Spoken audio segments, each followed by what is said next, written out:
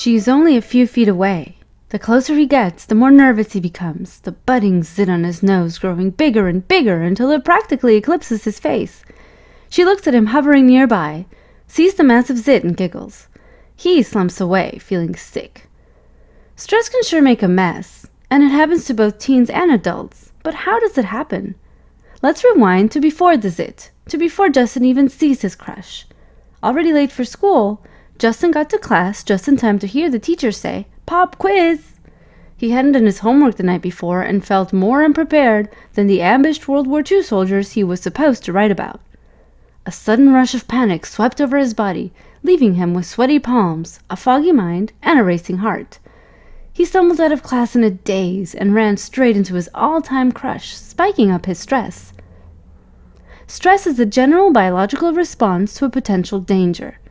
In primitive caveman terms, stress can make you fight for your life or run for your life if, for example, you're confronted by a hungry saber-toothed tiger. Special chemicals called stress hormones run through your body, giving you more oxygen and power to run away from danger or to face it and fight for your life, hence the term fight or flight. But when you don't fight or take flight, you face the plight. When we're taking final exams, sitting in traffic, or pondering pollution, we internalize stress. It all begins in the brain. The hypothalamus, the master controller of your hormones, releases something called corticotropin-releasing hormone. This triggers the pituitary gland, a pea-sized gland found at the base of the brain, to release adrenocorticotropic hormone, which then stimulates the adrenal gland sitting atop the kidneys to release cortisol, the major stress hormone. These natural chemicals are a great help when you need to run away quickly or do superhuman feats of courage, but when you're simply sitting, these stress hormones collect in the body and affect your overall health.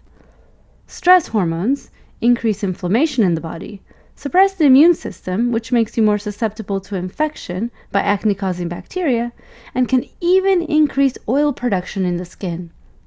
And this is the perfect storm for forming a pimple. Cortisol is a major stress hormone involved in making skin cells churn out oily lipids from special glands called sebaceous glands. But when there's too much of these oily lipids, called sebum, they can plug up the swollen, inflamed pores and trap the pesky acne-causing bacteria inside, where they set up house and thrive. Add a dash of inflammatory neuropeptides released by the nervous system when you're, nervous, and angry zits follow. To make matters worse, Justin is a boy, meaning he's got more testosterone than girls. Testosterone is another hormone that increases oil production in the skin. So his already oily skin, together with a boost in oil and inflammation from stress, is the perfect environment for bacteria to swell up into a major zit. So what could have Justin done to avoid the big pimple? Stressful situations are unavoidable, but we can try to change our responses so that we're not so stressed in the end. And had he been confident in approaching her, she might not have noticed the pimple. Or he might not have had one.